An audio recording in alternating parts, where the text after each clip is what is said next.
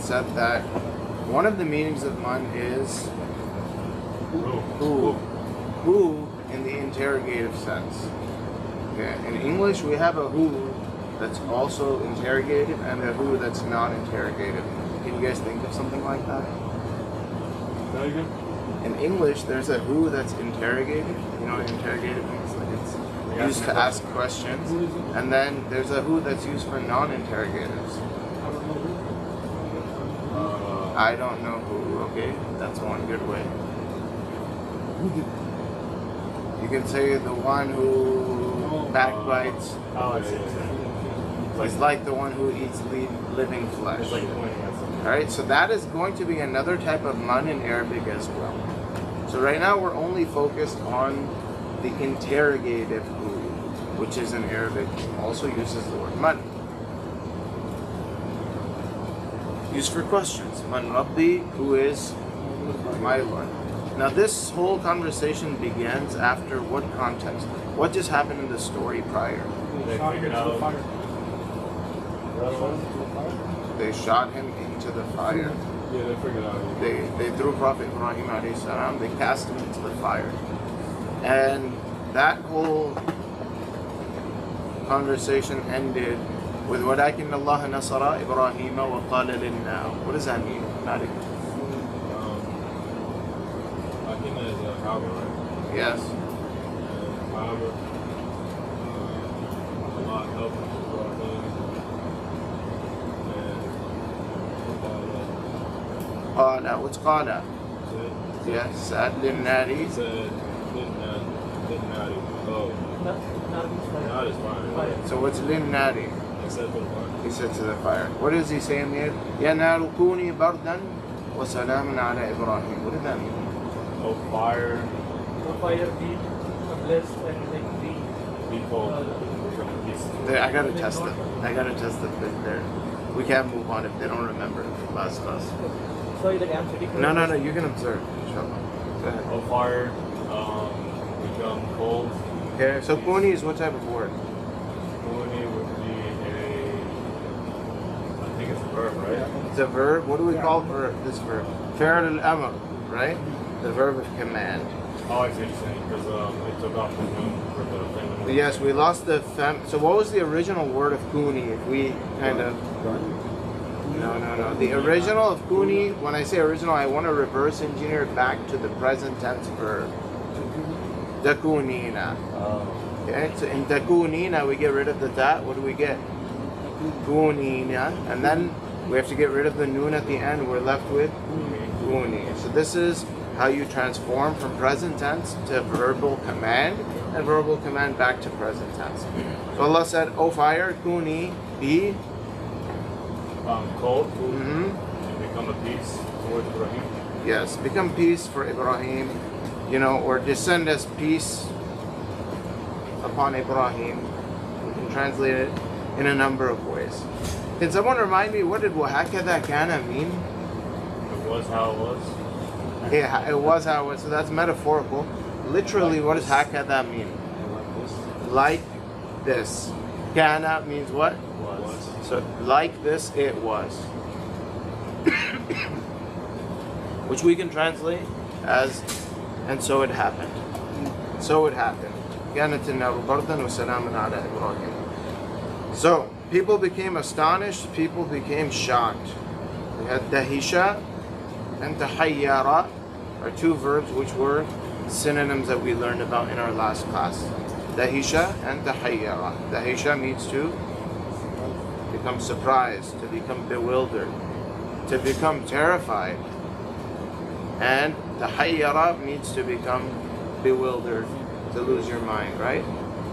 Now, in Man Rabbi, we begin the chapter of Prophet Ibrahim alayhi salam's allegorical, or we can say very iconic words, which were, "Who is my Lord?" And when he asked this question, Prophet Ibrahim alayhi salam, we know in the story, he looks to where? The stars and the sun and the moon, and he poses them as gods, but in reality he's making a statement. This is a style of him teaching us da'wah. It's not that he was fooled by the sun, that he fell into shirk, but rather he was trying to prove how futile the world would be in progressing if God has to leave the picture and leave the scene. Like our existence wouldn't be possible. So we start our conversation today with the first line of this chapter, which says, ذات ليلة رأى إبراهيم كوكبا. Dhata in the Arabic language is a female word. You won't be learning about this word for a little while, but let me explain what is the feminine version of. Yeah. Dhata in this sentence is actually a noun. Okay? It's a noun? It's a noun. Now, dhata laylatin, you can look at the next word and the state of the next word. What does that tell you about the word dhata? Mudaf. It's mudaf. Very good. It's a noun, and that noun is a mudaf. That's why the next noun has the jar states. And that's why dhata doesn't have what? Alif, lam, or tanween. Okay. Dhata in the Arabic language is the female version of dhu. Has anyone ever heard of the word dhu in Arabic? What does dhu mean? The one of, or the possessor of.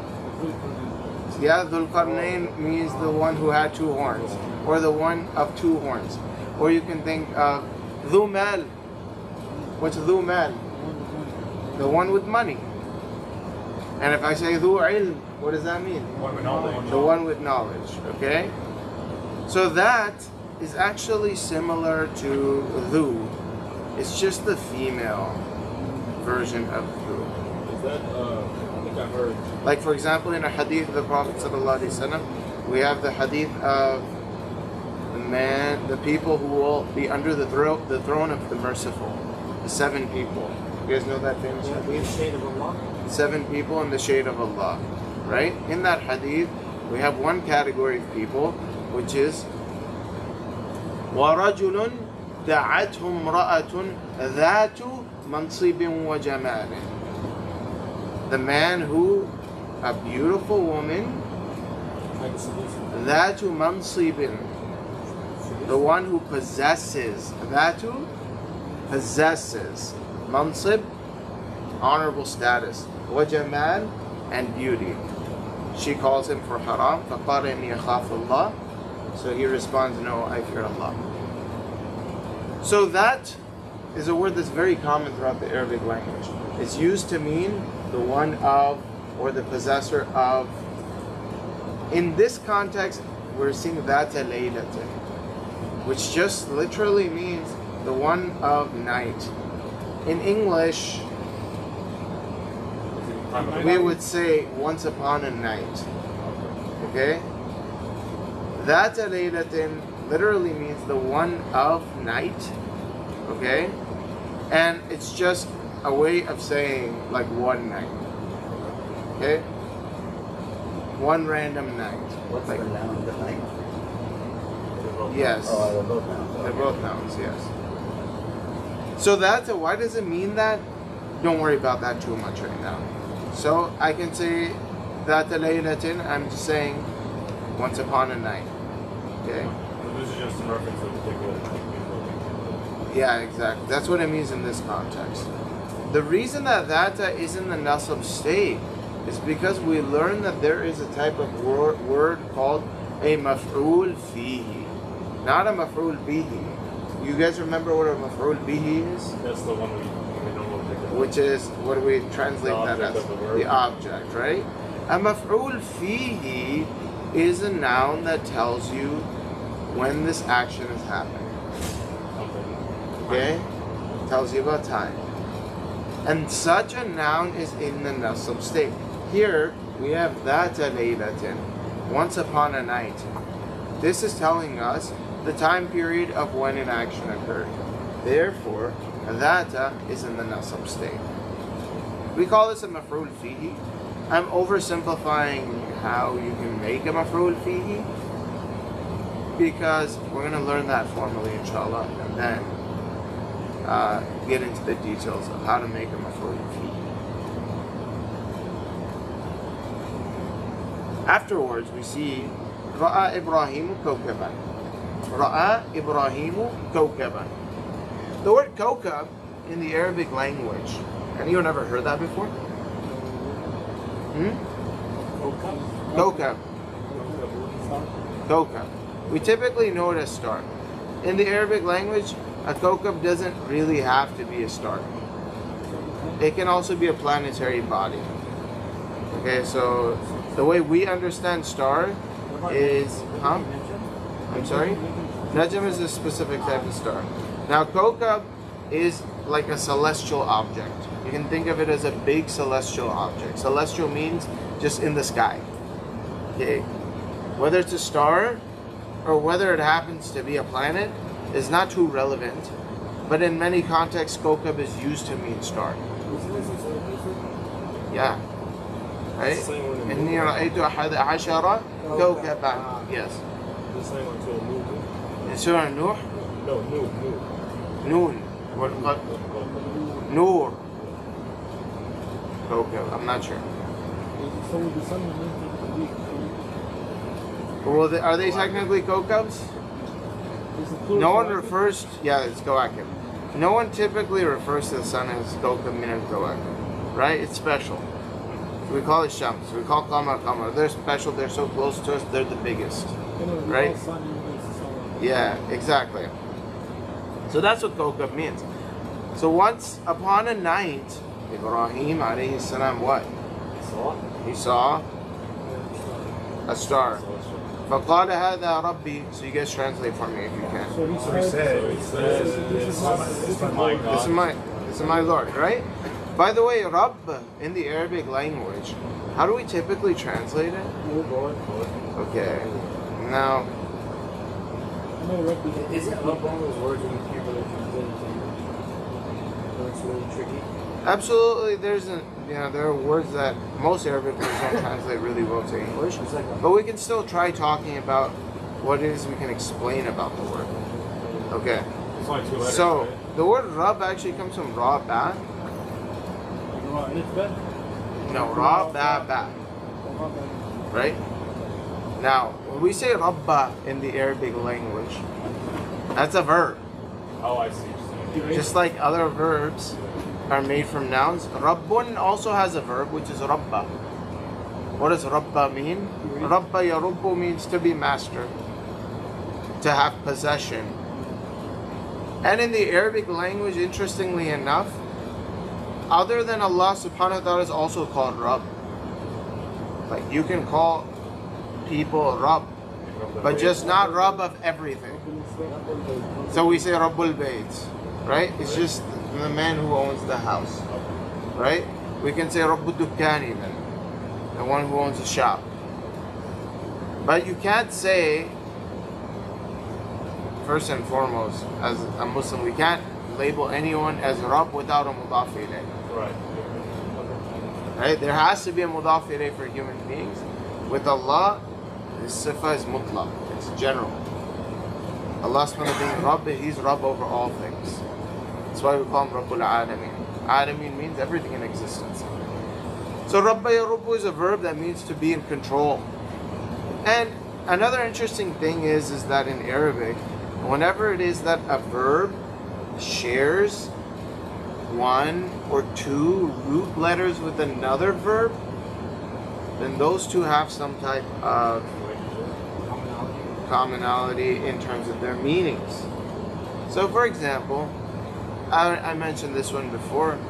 We have alima in the Arabic language, which means he learned.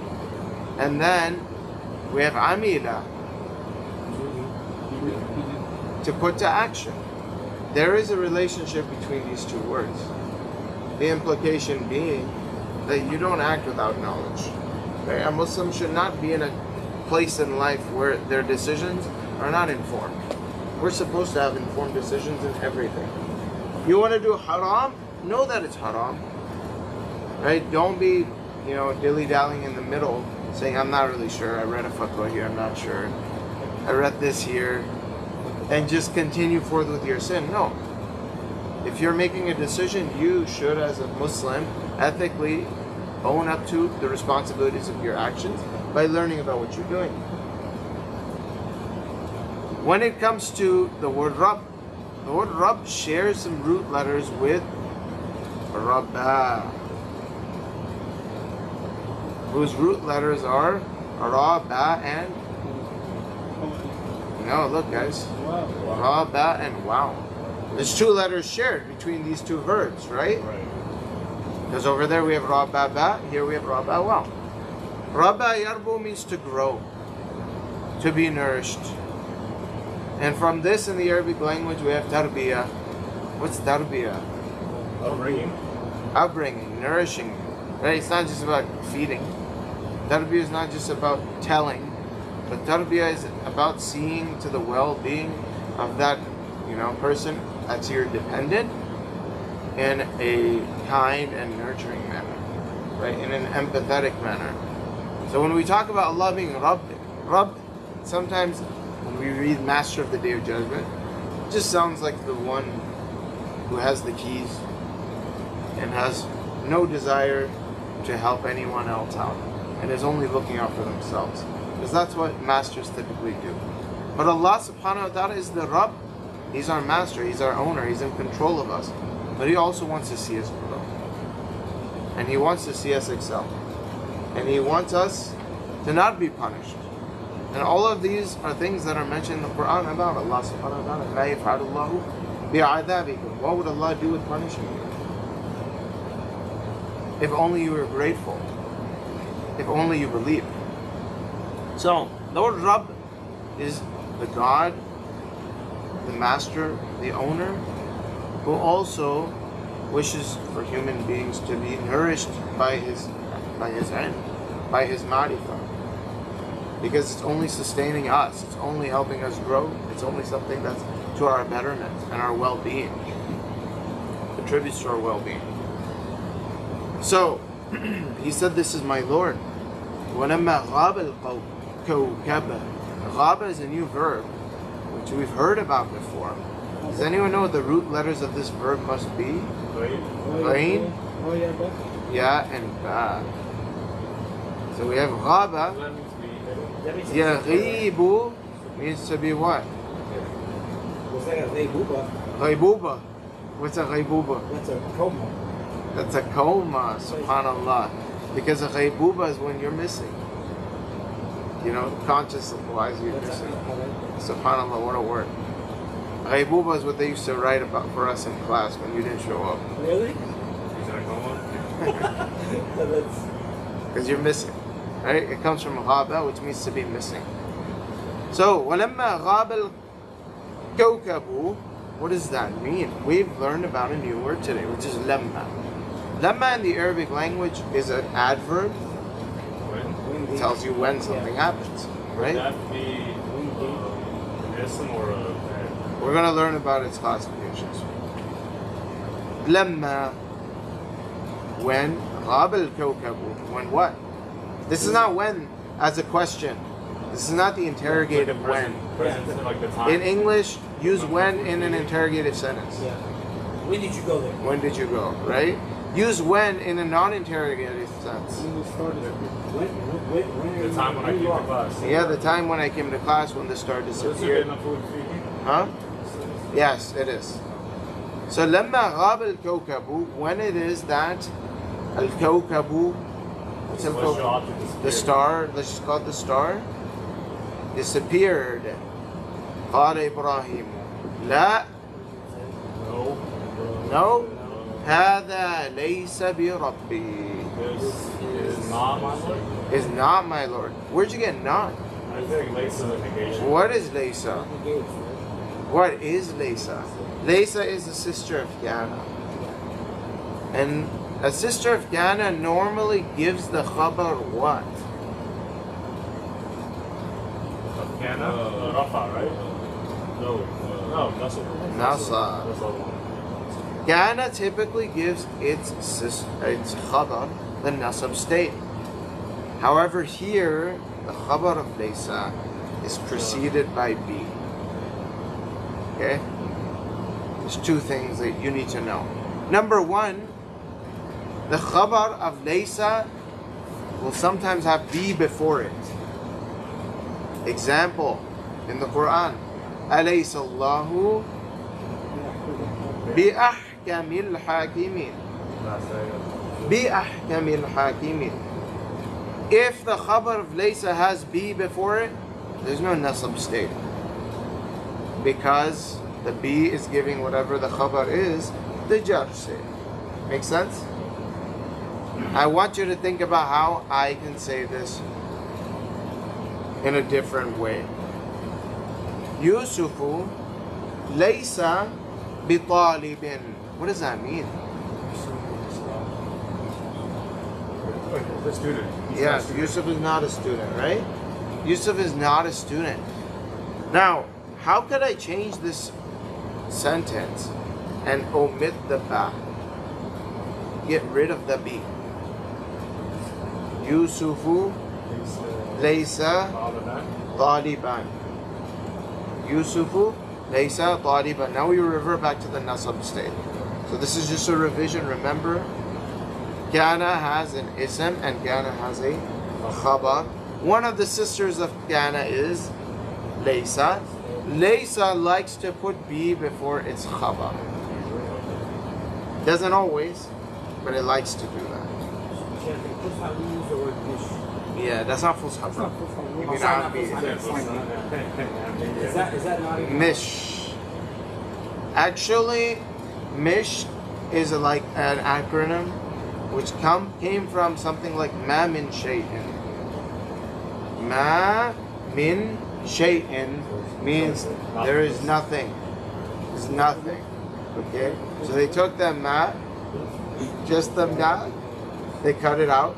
Then they took the min, shay'in, min, they took the kasra with the meme from min, and they took the sheen from shay'in. So you got mish. all that trouble because I'm telling you that Ammiya, it's so interesting that Ammiya has Fusha origins. And it'd be fine to speak fast like LOL style. But that's what they're doing. Imagine if all of America took our like teenager acronyms from the internet and made that the official language in this country. That's what Arabic standard is right now.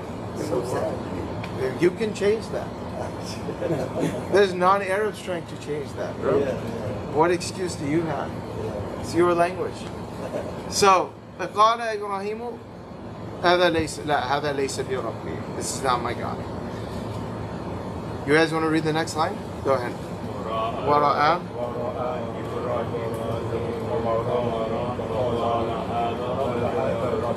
What happened? Ibrahim saw the moon. Ibrahim saw the moon. So he said, This is my Lord.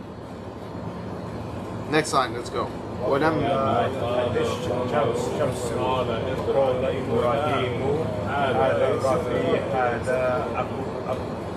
You read the wrong line, alright? It's okay. ولما غاب القمر. What does that mean? when the moon disappeared, When the moon disappeared, قال إبراهيم عليه السلام said, لا هذا ليس بربي. no, this is not my God. Okay, very good. Let's do our next line now. وطلعت وطلعت الشمس وقال إبراهيم هذا ربي. The sun came out. طلعت. Guys, listen. This verb is not طلعتي. There's no such thing as طلعتي. It's طلعت. طلع طلع طلعوا ملك.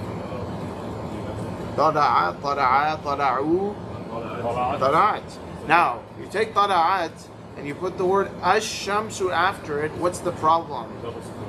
We've got two sukoons. So how do we resolve this issue? Give the first of the two sukoons a kasra.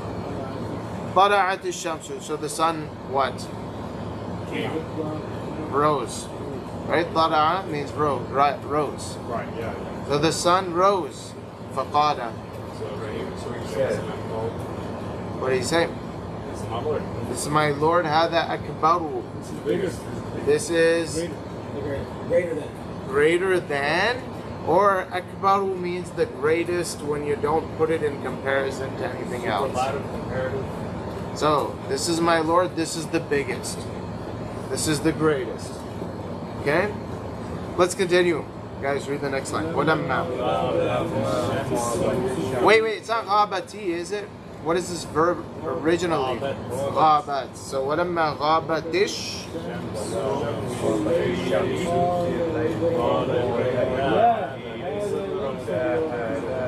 So when the sun disappeared in the night, Ibrahim said, no, this is not mine. Yes, Ibrahim said, no, this is not my Lord. And what does he say beyond that? Inna Allah hayyun la yamutu. Anyone know what these words mean? Ever living. Allah subhanahu wa ta'ala hayyun is living. We're just going to say Inna Allah hayyun. Allah subhanahu wa ta'ala is living. La yamutu. He doesn't die. He does not die.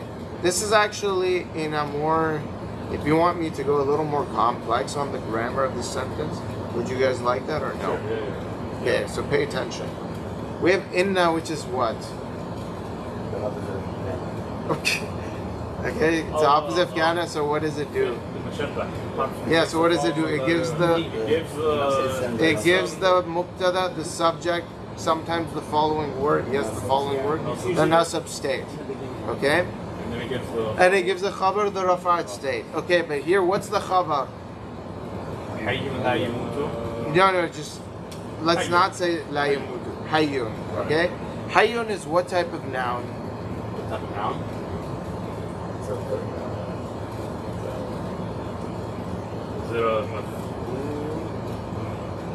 Where'd you get that? What is hayyun? Tell me something about hayyun. It's a khabar. It's a khabar, and khabars are usually indefinite. Okay, good.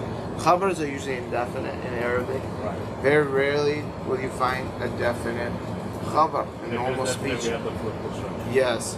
Now, when you have an indefinite noun in Arabic, guys, a jumla fi'liya or a jumla ismiya after that word can be the sifa to that word. Okay. I see. So this is Did you guys, Adi, did you catch any of that? Yeah, I knew, bro. That's why you gotta ask when you don't know. When you have an indefinite word in Arabic, you can have a whole sentence after be the sifa of that indefinite noun. What's a sifa? an adjective. An adjective. Example, I could say to you, دخل رجل المسجد. No, let me say it again. دخل المسجد رجل أبوه شيخ كبير. What does this mean? The man whose dad has a big share into the masjid. A man whose dad is a great sheikh entered into the masjid. You said a man whose.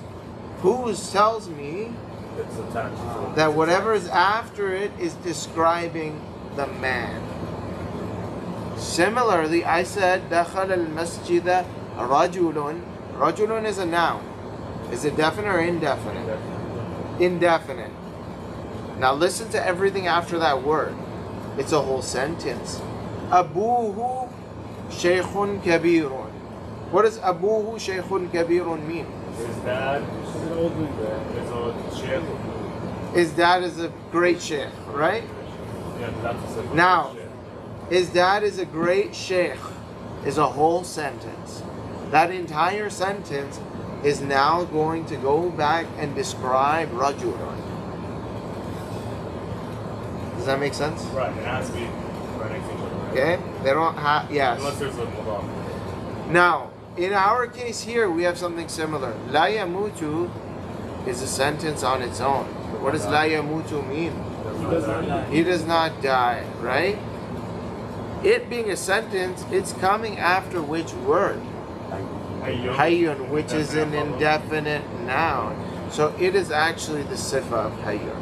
Okay. So the way I would translate this would be, indeed Allah subhanahu wa ta'ala is living such so that he will never die. You understand what such so means? Yeah. What does it mean? It's used to know that it describes. In a way. Yeah, in a manner, Allah is living in a manner that He will never actually die. That's how living He is. Right? Everyone is living that you talk to. But Allah subhanahu wa ta'ala is not regular hayy like us. Allah subhanahu wa ta'ala is living such that He will never die. And never dies the sifa. Yes, such that He will never die. Such is telling you that whatever comes after it is describing what came before in English. So we could go over the English parallels to see how similar English and Arabic function, but they're similar here. And you said this is for an indefinite word. No. Usually. An indefinite noun of any kind. Yes. Hayyun is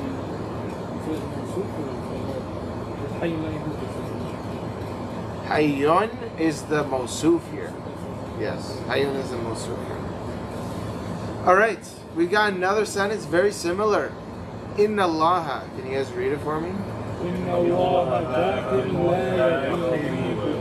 Inna Allah batin. Okay, let me Sure, just... back in means present. Yeah. Don't use context, man. Doesn't always help. You're gonna get lost one day. So is it one letter? Alright, let me explain something real quick.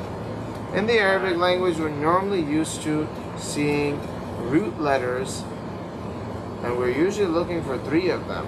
Right. Okay? Baqiya in the Arabic language is a set of 3 root letters. Here's the interesting thing. It has a weak letter at the end. We call the ya and the waw weak letters in Arabic. That means they often get transformed or they often get lost. So, in the case of baqiya, it looks normal. All 3 letters are there. It sounds like samia, right? Samia, baqiya. Baqiya means he remained. When we make a noun derivative of it, like for example, baqiyun. Let me explain what baqiyun means in just a sec. Baqiyun is kind of similar to the word nasirun. You guys remember what nasirun means? You see, right? Oh, this is like 2 people help. No. Where did you get 2 people? 2 people helping each other? No, this is not a verb, bro. Oh, you're thinking of now, Sara, that's form... That, 5? yeah, no, not form 5, that's form 3. But no, this is not a verb. I want you to pay attention. I'm saying nasirun. This is an ism. Okay? This is what's called an ismul fa'il. Anyone recall anything about ismul fa'il? The verb of doing? What? The verb of doing? Not the verb No, of the doing. noun of doing? The noun of doing. This is the help verb.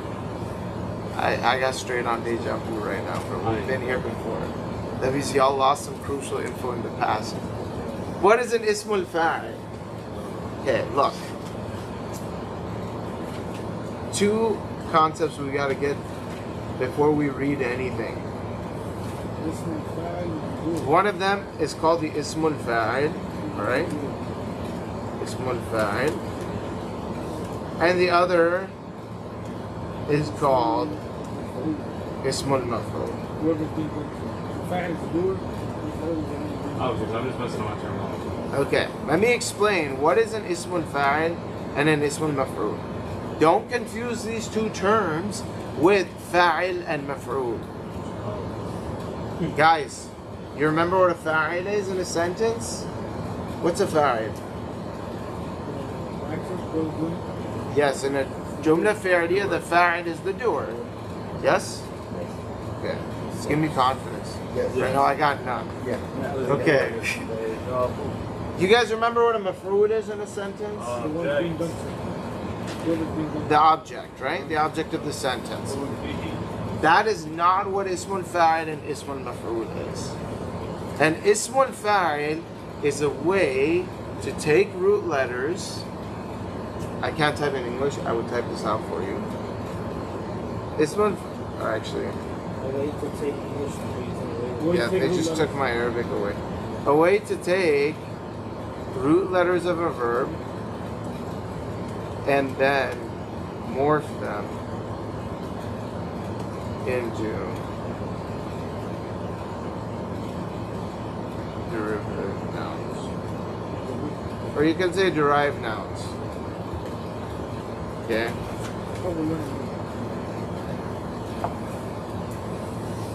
Can you guys help me understand what you don't understand? like some.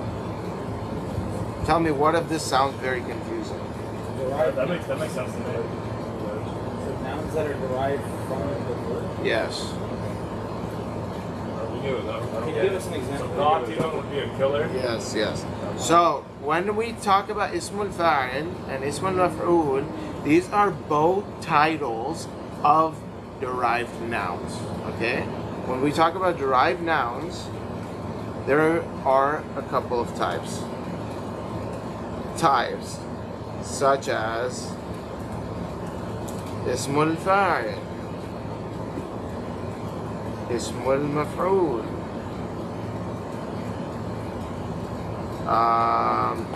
Ismul Ala. You guys ever heard of Ismul Ala? No. You actually know some. Ismul Tafdeel, Sifa Mushabbaha, etc. You don't have to type everything out, okay? There are many more. We have Ismul Fa'il, we have Ismul Maf'ul, which are the two I want to focus on real quick. What does that mean? Example, our root letters could be QTL, qatala. Okay? You know to write qaf, da, and lam. Okay? The root letters qatala mean he killed. Now, if we take these letters and arrange them on the pattern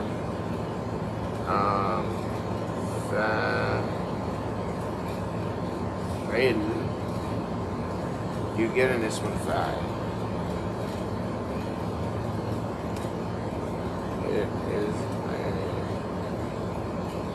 It is translated as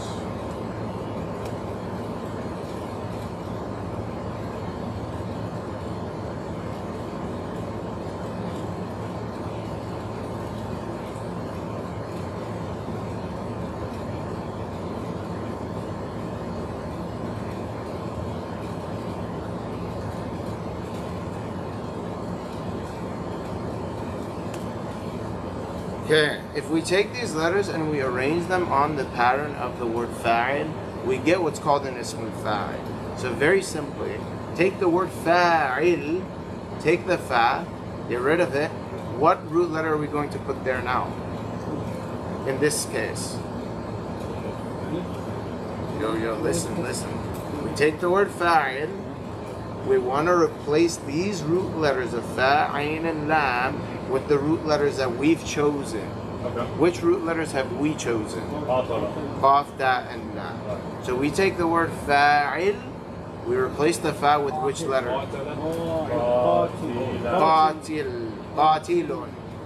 Qatilun. That's what you should get if you take fa'ilun and you get rid of the fa, replace it with qaf. Get rid of the ayn, replace it with da. Get rid of the lam, replace with lam. Is this one of those like the morphology book that you're doing? Yeah, this is a morphology lesson, yes. Okay, we get an ismul fa'il. An ismul fa'il is called an agency noun, a derived active participle, and all these weird things that if you don't want to understand, you don't have to understand. But what you do need to understand is the word qatil is someone who does the action qatala. Is someone who does the action of qatala. Let's just keep it like this so that we can use that same framework for other nouns. So imagine if I told you the root letters nasara, what would ismul fa'il be? Nasirun. What would nasirun be? Someone does help. Someone who helps, right? Someone who does the action of the verb. We all understand how to make an ismul fa'il now? Yeah. Yeah? Is it really just attach added?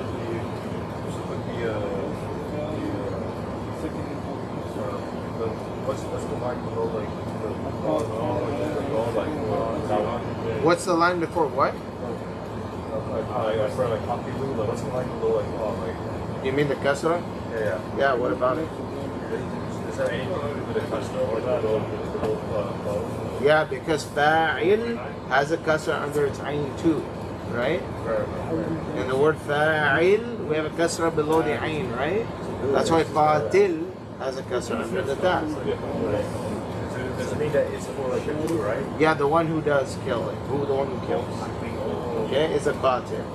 Alright guys, we've got Ismul Fa'il down. Okay? Let's talk a little bit about Ismul Maf'ul. An Ismul Maf'ul is the exact same thing as an Ismul Fa'il, except instead of putting the letters on the pattern of Fa'il, we put them on the pattern of the word Maf'ul. Oh, so just mean that. Mim Fatha in the beginning, and then an added wow after position 2. Maqtul. Good. So, for example, you guys see the word Maf'ul right here? Okay? Now, where are the root letters in Maf'ul? Fa'in and Lam, right? Now, I want to take these root letters and replace them with Qaf, Da, and Lam. What do I get? Maqtul. Maqtul is not the person who does the action of qatala. Maqtul is the one who the action of qatala happens to them. Maqtul is not the one who does the action of killing, but it is the person who the action of killing happens to them. Yes, there you go. In English, we call this a passive participle. He participated in the action of qatala, but not actively, passively. It happened to him. So if I say sharib, Sharibun. Mashroob is the thing that you're drinking. Oh yeah. I'm thinking about a person. No, you don't drink I'm people. thinking maybe like a drunk guy. No. Mashroob is the drink. So my sure is the one that's drink or The thing that's What drunk. the action was taken The thing that's drunk, right? like beverages, like beverages. Yes. That's why in Urdu, even the word for drinks is mashrubat. Majloos, like the Uh-huh. Mashroob. Huh? Ma'loom. What is ma'loom? What was being taught? The one who's The one who's taught? right? No, the thing that's known. The thing that's being taught. Yeah. That's Or been the taught. thing that Ma'loom. Alima doesn't mean teach. Alima means know. Right? So ma'loom is the thing that's known. Wallah ma'loom. Ma'loom are in the nest. That's what they would say if you said, hey, I heard this is, Makkah's Mandi is the best restaurant in the city. You would say ma'loom. Everybody knows that. It's something that's known. Okay? So the rule is Amin and Allah. They're added to the rule. Is that the rule? Look, don't memorize that rule in this weird technical binary way this guy thinks. Don't. The simple thing is remember the word maf'ul. I'm trying to make my mind think like. No, If it isn't fatted, it's gonna copy fatted. His steps are gonna not work when he ends up learning 1,000 more things. He'll start forgetting. this is my So just remember the word Really thinking maf'ul. of- Remember the thing. Remember the word maf'ul. It's much easier. So what is an ismul maf'ul? An ismul maf'ul is a derived noun.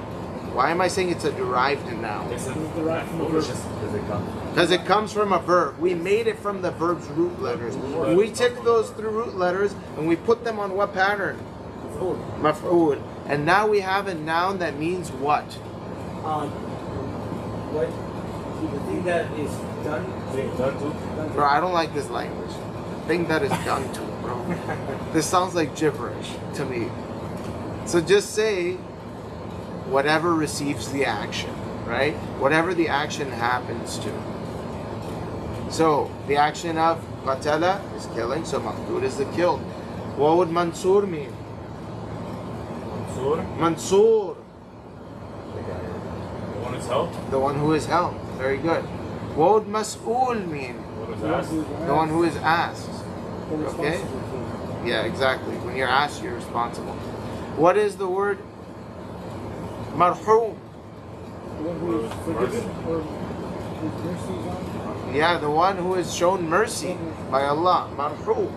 That's why sometimes you hear people say, he was our marhum, and they would say their name, right? Because what they're trying to do is invoke Allah's mercy by having good hopes that Allah will have mercy on that person. So we have marhum. We have a million ism mafruds in Arabic, like literally.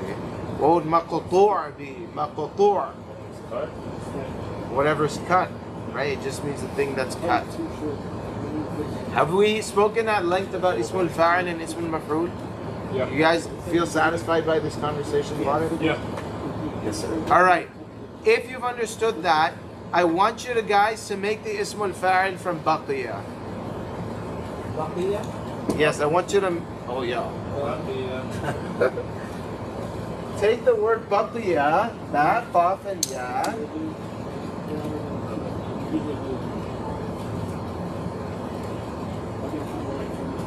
and try making the ismul fa'il from baqiya.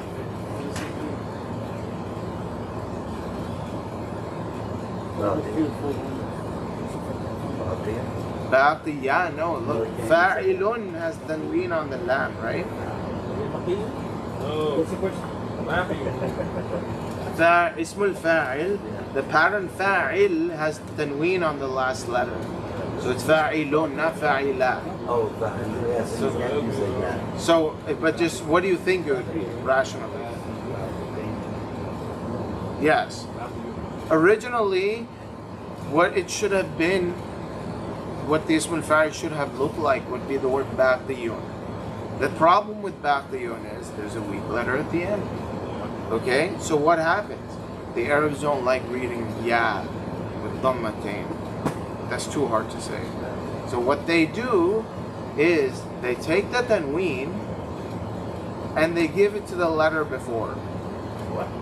They take the tanween, okay? I'm very much oversimplifying this process. Otherwise, I could draw it out on a board. How baqiyun becomes baqiyun. Listen carefully. The ya gives its tanween to the letter before. What's the letter before?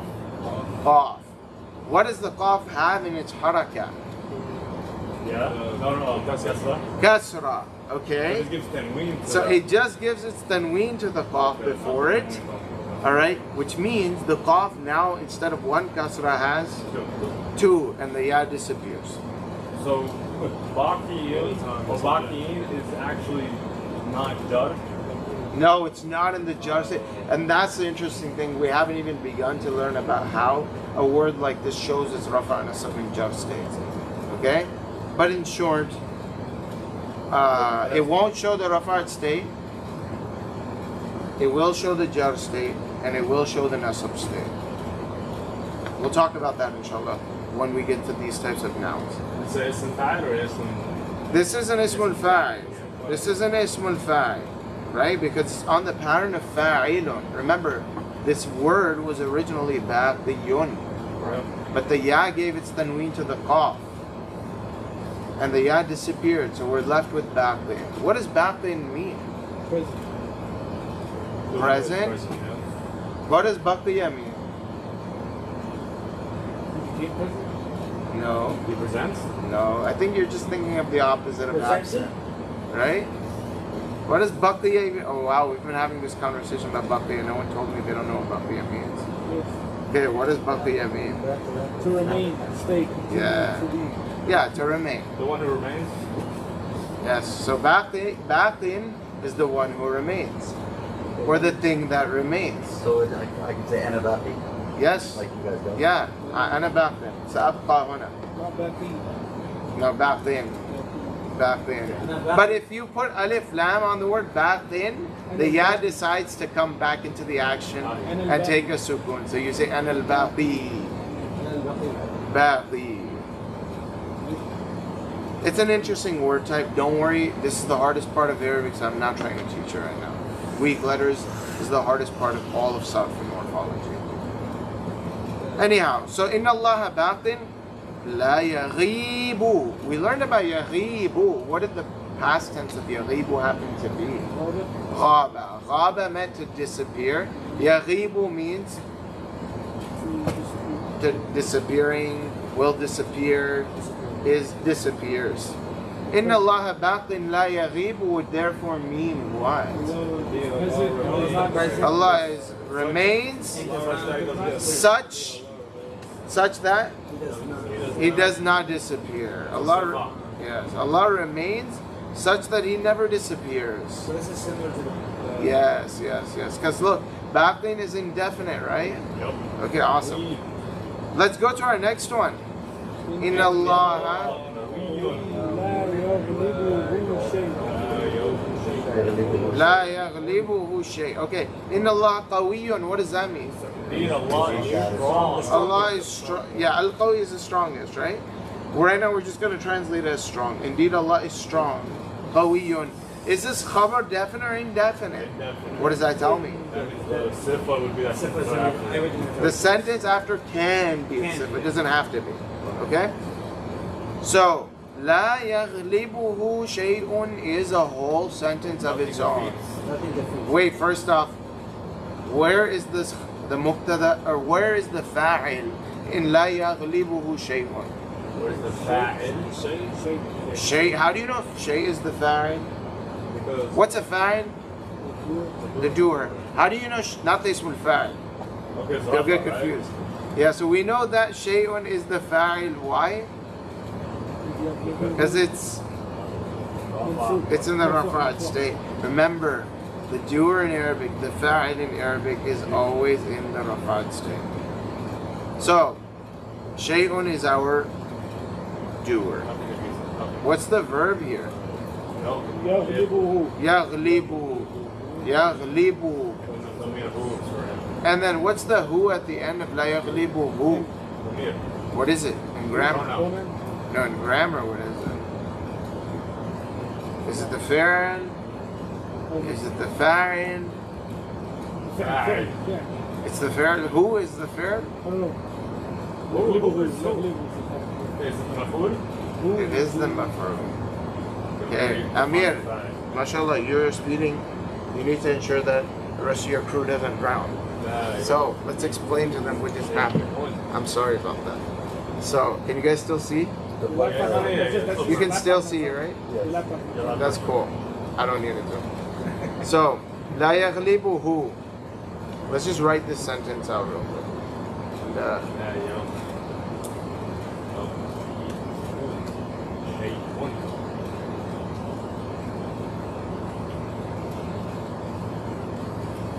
now, if I say لا يغلبه شيء as I have right here, we have the case in this sentence of the word who being used. This is something that I've talked about in the past and something to remember, because the faster it is that you have these rules memorized, so where you access them as you're reading a text, that's the difference between y'all doing like 5 WPM versus 120. All right, you remember those typing tests you'd have to take in school, and you were out here. We had the games, you know, like. You were out here typing with 2 fingers. That's what you guys are doing. Okay. So let me explain a few very important tips to keep in mind when trying to dissect a sentence. Number 1, and this is all in relation to pronouns. Okay. What are pronouns? We learned about detached, and we learned about attached pronouns. Can someone help me remember what is a detached pronoun? Inta, inti, Not anta. Okay, let's go over all 14 detached pronouns if you guys happen to know them. Huwa, Huwa, huma, hum, hiya, huma, hunna, anta. Antuma, Oh man, mashallah, Malik shining today. Antum, Antum, anti, Antuma, antuna, Antunna. antuna. Ana, nihnu.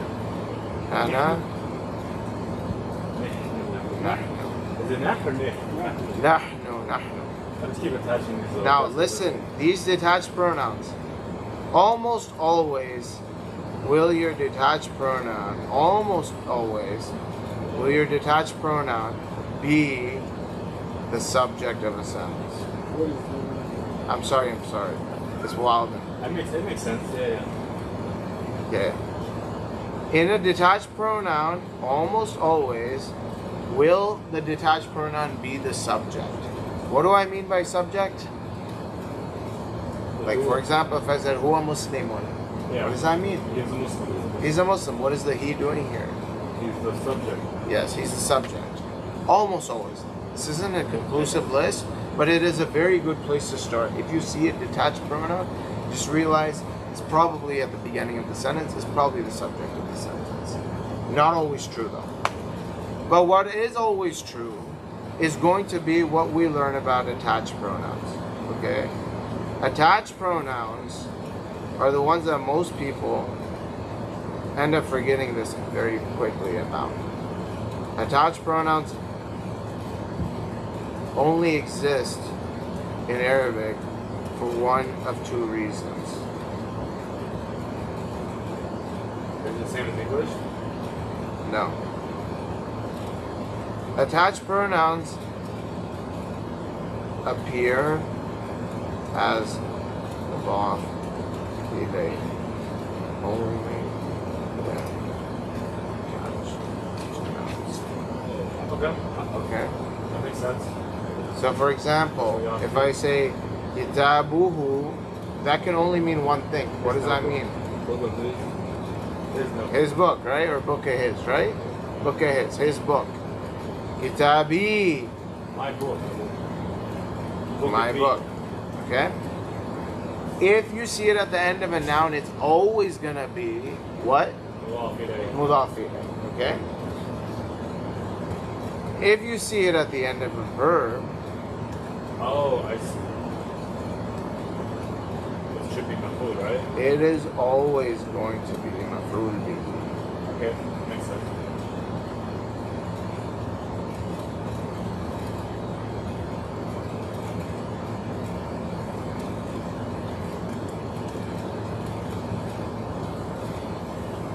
And then a verb with the attached pronoun, that could be a whole sentence, right?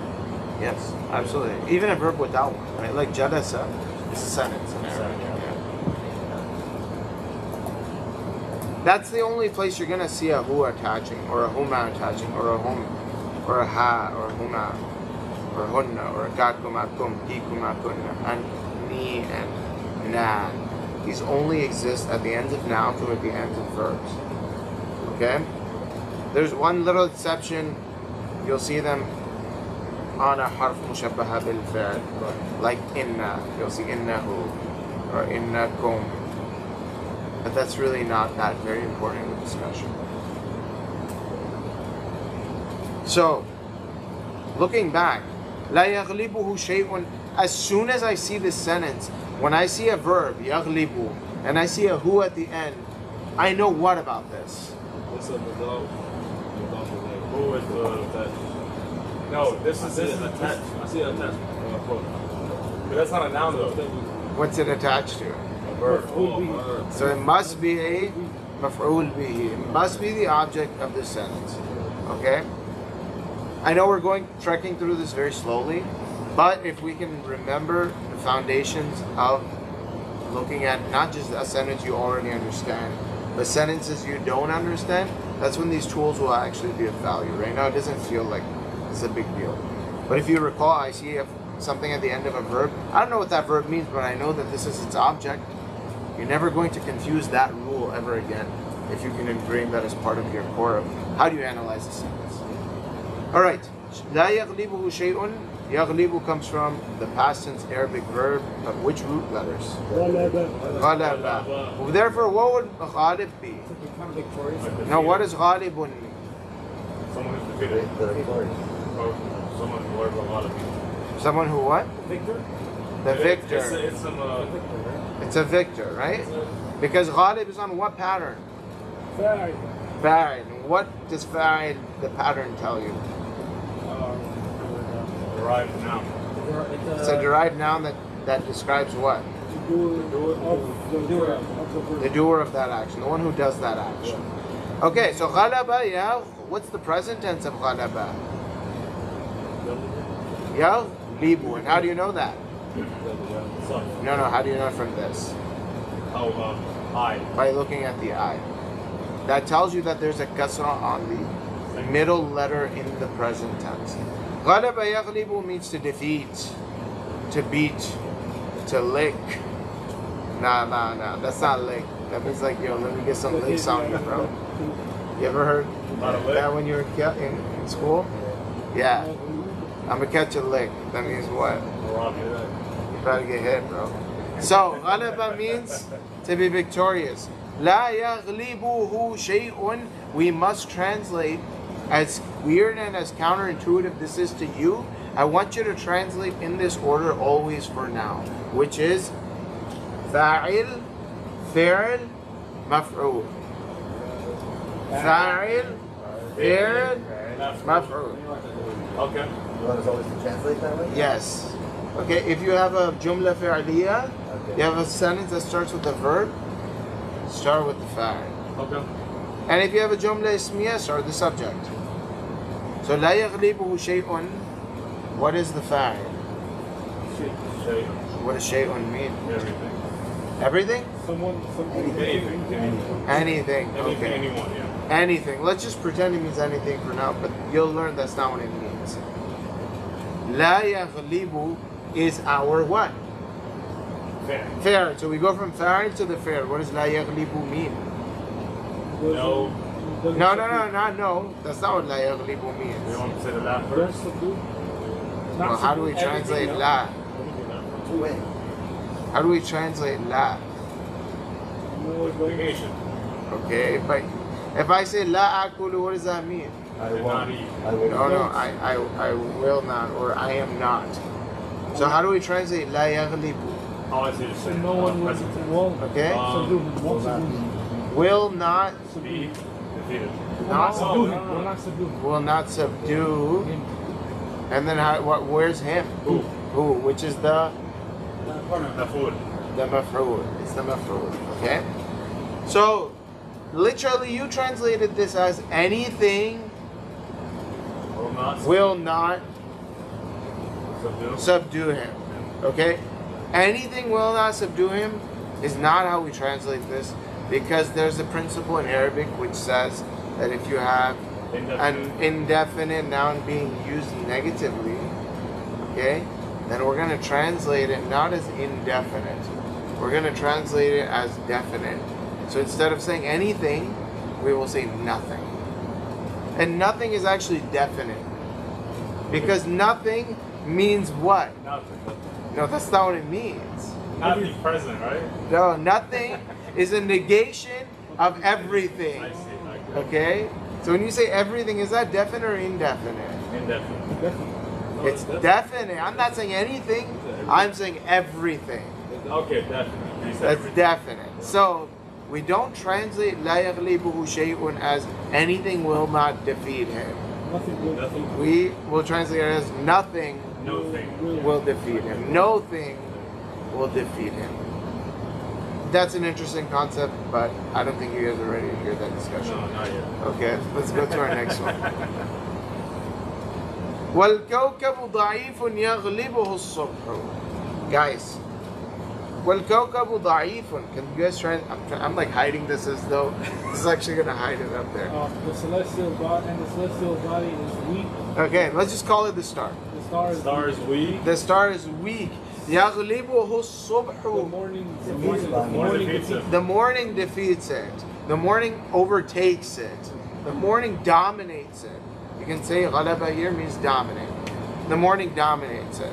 وَالْقَمَرُ ضَعِيفٌ تَغْلِبُهُ الشَّمْسُ. What does that mean? And the moon is weak, and the sun defeats the sun overtakes it. Yes, the sun overtakes it. The sun dominates it. وَالشَّمْسُ والشمس ضعيف. ضعيف. ضعيفة. No, I missed it. والشمس ضعيفة يغلبها يغلبها الغيم. Okay, wait. Same was the eclipse, right? Wait. والشمس ضعيفة. What does that mean? The sun is Sun's weak. weak. The sun is weak. يغلبها الليل. Don't tell me the meaning. Tell me what is the grammar here. So Yaglibu is going to be the present tense verb. The fair. And then ha is going to be the attached pronoun. Is the maf'ul. And al-laylu is the fa'il. So how are we going to translate this? The night. The night covers or subdues subdues, dominates it. it. It subdues what? It's the sun. The sun. Subdues it, meaning the sun. وَيَغْلِبُهَا الْغَيْمُ. And something Subdues it. subdues it. Subdues what? The light. The sun or the light or the night. I don't know. Yeah, it's talking Yeah, about it's the talking night. about It's the talking night about the night. يَغْلِبُهَا. Oh, the sun. The sun. Okay. The root letters for the word that we do not understand are what? Ghain, yeah, meme. Or is it? Ghain, yeah, meme. Or is it going to It's ghain, yeah, meme. Look what the verb is. Ghama.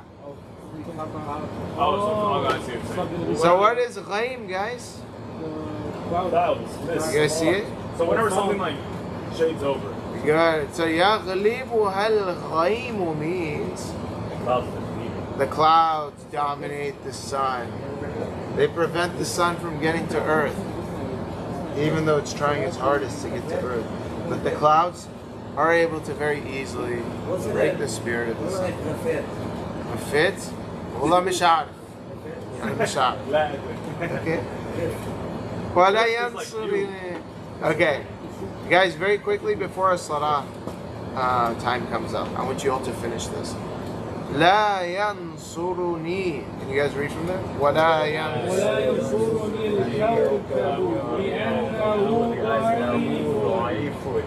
Okay, لا ينصرني الكوكب. Guys, where's the fi'l? Fa'il is going to be kawkab. Wow. Fa'il or fa'il? The fi'l. Fa'il is yansur. لا ينصر. What's the fa'il? What's the maf'ul? Ni. What does ni mean? Okay, so لا ينصرني الكوكب. Start from the fa'il. The kawkab or the Star. stars The star Does not help. does not or will not help me. Yes, the star will not help me. Yes. لأنه ضعيف. You guys remember لأنه? What does that mean? Because and that Because it's weak. because it is weak. Okay? Because it. Where's it? Very good. Because it is weak. ولا ينصرني القمر لأنه ضعيف. What does this mean? The moon does not help me because it is weak. ولا تنصرني الشمس لأنها ضعيفة. The sun will not help me because it is weak. Because وينصرني الله. And Allah will help me. And Allah will help me. وينصرني الله لأن الله حي لا يموت. Because Allah is living, does not die. Because Allah is living such that He will never die.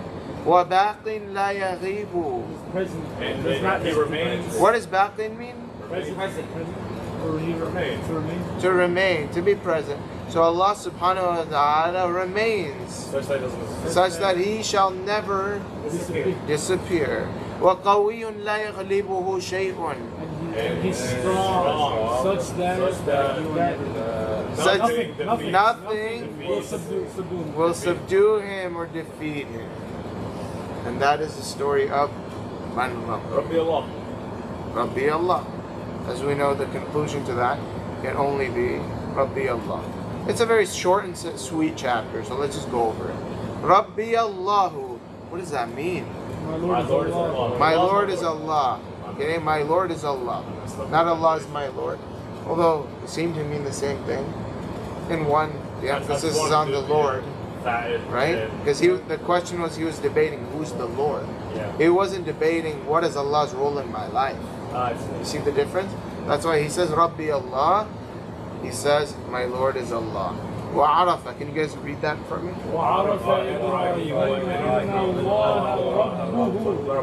What does that mean? Ibrahim knew that Allah is His Lord. Good. Continue.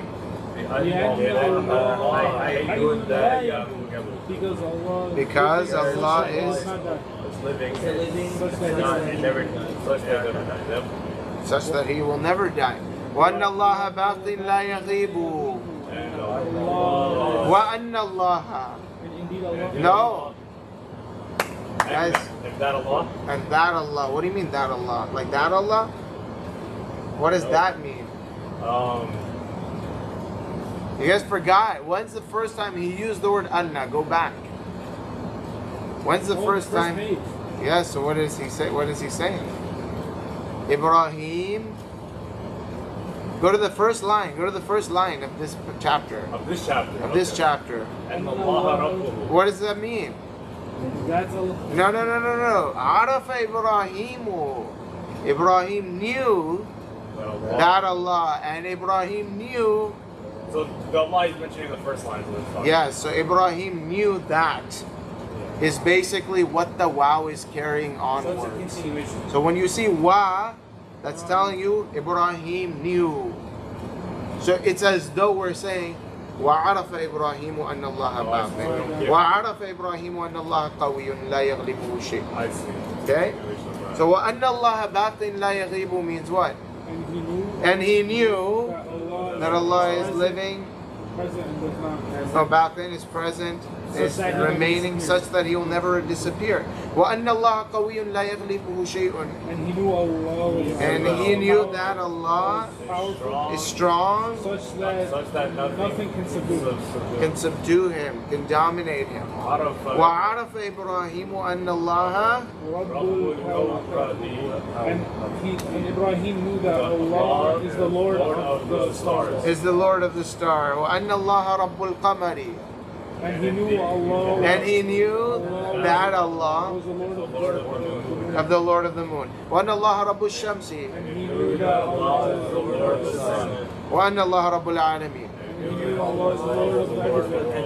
Of the world. The world's, the universe, we can say the universe shorthand for now. Wahada, hada. Guided. Hada is a verb. Yeah. You guys see that? It actually originally had 3 letters. What were there? Hada, yeah. The Arabs don't like that. Any weak letter that has a fatha, a wawer, yeah, that has a fatha, is almost always turning into an alif. Okay? Very small exceptions to that rule. So, hada ya, ya has a fatha, you're turning into a alif. So, how do we read this? Wahada. We don't say wahada. We say wahada. But, when we combine it with the lam shamsiya in Allah, the problem is that we can't stretch the da. So we don't say wahada Allah, no. We just say wahada Allah. We skip the mat. But originally, without the word Allah after, the word hada has a stretch. Alam yajidka wa wajadaka dhallan fahada. We don't say fahad. When we stop at the end of the ayah, we say what? Fahada, because it's a mad. Okay? Where'd that mad come from? It used to be a yeah, good. What? That's our yeah. And wow, yeah. Okay? Wahada Allahu Ibrahim means what? Allah guided Ibrahim. وَجَعَلَهُ نَبِيًّا وَخَلِيلًا. He made him a... Wait. What's ja'alahu? What's the who grammatically? The who is a maf'ul. How do you know? It's attached to a verb. Good. وَجَعَلَهُ means what? He made him. What does ja'ala mean? To make. He made. That's khalaqa, no? That's created. What does ja'ala mean? He made, for example. Ja'ala can mean to make A into B. Okay? Why is that important? Because A and B are both maf'uls. So if I say Ja'ala Allahu al-Muslima mu'minan. What does that mean? The Muslim into a true mu'min. Okay? Al-Muslima and al-Mu'mina both are in what state? The nasab state, because they're both what? Y'all put me asleep with those. No, they're not the fa'ids. They're both the maf'uls. They're both the maf'uls. They're both the objects, the maf'ul bihis of this sentence. Because ja'ala often has 2 maf'ul bihis. Yeah. Example, ja'altu al-shajarata. Listen carefully. Ja'altu, what does that mean? I made. Ja'altu. I made. Al-shajarata, the tree, qalaman. Into a pen. Right? I made the tree into a pencil. That's what that means. So, that means I ground it down until I got a pencil. Okay? So, ja'ala means to turn one thing into another thing, and the one thing and the another thing are both in the nasab state. Okay? In this case, we already have a maf'ul bihi. What is it? Nope. Oh, who? Who? How do you know it's a maf'ul? Because it's attached to the verb. So he made Ibrahim. him Ibrahim. Him. into. Why am I saying into? Ja'ala. Because ja'ala has that meaning. Okay? So ja'alahu nabiyan. What does that mean? He made him into a prophet. He made him before his prophethood into a prophet after prophethood. So who Nabiyan and Khalilan are all the Maf'ul? Yes. Maf'ul bihi? Yes, they're all maf'ul bihis. Wa khalilan. Khalil is an intimate, close friend. And Khalil. Sadiq is just a regular friend? Sadiq Susaraji. Khalilullah. Now, when we say Khalil in the Arabic language, Different tiers. okay, it's a very beautiful name. Khalil comes from some very interesting meanings, alright? Is that a two-letter group? Yeah, I know it's khalala, So 3. okay? Actually, I'm not even going to try to explain this to you right now. Khalil means friend, bosom friend. Lover. It's like, you know, It's a town in Jordanian. That's Hebrew. I love Hebrew. okay? That's because Khalil, you know, of course. That's where he was buried? Prophet Ibrahim alayhi salam allegedly is in Khalil. And there's a masjid there, a very famous masjid. May Allah take us there. Where did the word bosom? Bosom, bro. It's a beautiful word. Better than what modern day people use. Bosom? Alright, yeah. Bosom friend? Bosom? Or just bosom? I have no idea. We're talking about bosom Huh? or bosom friend? Bosom? It's kind of like Breast. No. It's a chest, man. It's just a chest. We're chest friends, bro. Alright? So, وَجَعَلَهُ نَبِيًّا وَخَلِيلًا. He made him into a prophet and into an Bosom friend. an intimately close friend. Okay? وَأَمَرَ اللَّهُ إِبْرَاهِيمَ. Can someone help me translate? Allah commanded Allah commanded Ibrahim. an. What's an?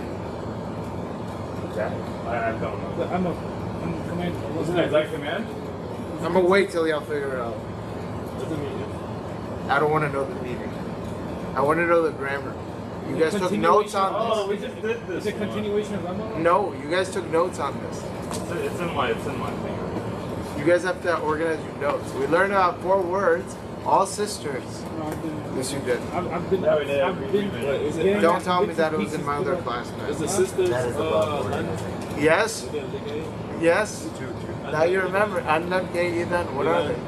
What are they? And Inna? They're useless if you don't know their Where title. was it, man? I don't Inna? No. know. An lan kay idhan. Why? We learned about 4 particles. They're different to harf jars. They're called al-huruf nasiba. Ah, you're right. Oh, I have it right. Yeah. Yeah, I wasn't here during that class. It's still on the board. Oh, yeah, they are. What is it? N? An lan kay idhan. There's a chapter in it that, This here in Africa. You remember Malik? You told me an lan kay idhan. Here's what's important to know about these 4 words. An lan kay idhan. What do your notes say is important? Tell me that, man. Plural, feminine. No, you're saying random words. I just need the bulk of what is an lan kay idhan. It causes the verbs into nothing. Yes, it causes the what verb Present tense verbs. right after it to go into the nasab state. this way we have to learn how to make those. Yes, then we had to learn Yeah. how to make the nasab state Yeah. with verbs. We did 14 different verbs. And we said yasma'u would become Yes, no. No, yes, ma'am. No, yes, hold on. yasma'u. Cancels out, and then What? I have no idea what you just said. Say Just that. get done with the. yes, ma'u. Wait, say it again. My bad. What state would yasma'u? How do we put it into the nasab state? Yes, ma'am. Yasma'a. Okay. Yasma'ani would be yasma'a. Yasma'una would be yasma'u. So if we see the last letter of the present tense verb becoming fatha, that means that the verb is singular. Because yasma'u is singular, it becomes yasma'a. Tasma'u is singular, it becomes tasma'a. And tasma'ina would become tasma'i without the noon. That's a singular as well.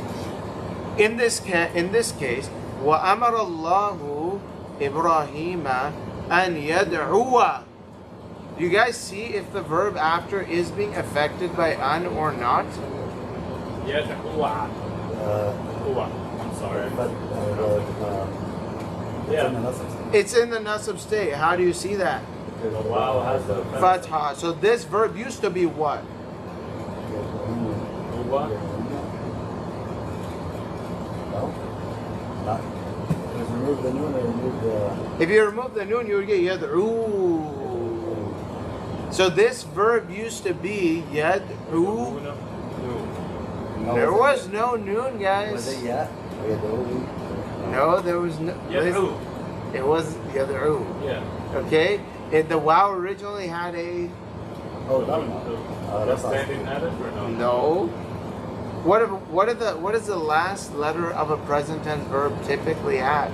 Do we say yasma'i? Is it It yasma'i? usually has a demo, right? It usually has a dhamma, yasma'u. Yeah. So what would yad'uwa originally have been?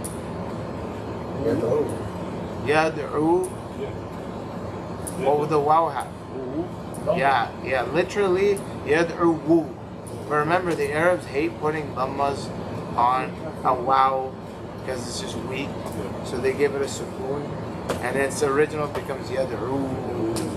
I wrote remove the wow, but I think the rule was remove the dumb. Here's what's. Maybe I wrote it wrong. You wrote. I wrote remove the wow, Why remove the wow? not the wow, The noon. The noon, but I think what I meant to write was the dumb was removed and replaced with a button. Or is that That's in the singular. which is what we did here. Yes, but in the dual and in the plural, the noon is removed. Right. That's why I wrote the letter button. I don't know why I Okay. wrote it. So yad'uwa. What are the root letters of yad'uwa? Da'a, which means what? Anyone know? Da'a, du'a, da'a. Supplicate. To supplicate, to ask. In the real technical sense, da'a in the Arabic language. Like invite. Look, yeah, it means to invite. It means to call. Oh, okay. It means to call upon someone. Da'a, to call, to summon, to call or send for someone, to call up, blah, blah, blah, blah. Right? We have a long meaning of what da'a can mean. Da'a means to call people. So, Amar Allahu, Allah commanded Ibrahim an yad'uwa qawmahu. To what? To invite people. To invite or to call his people. وَيَمْنَعَهُمْ Forbid that. and to forbid. What are the root letters of yamna'a? Mana'a means to forget.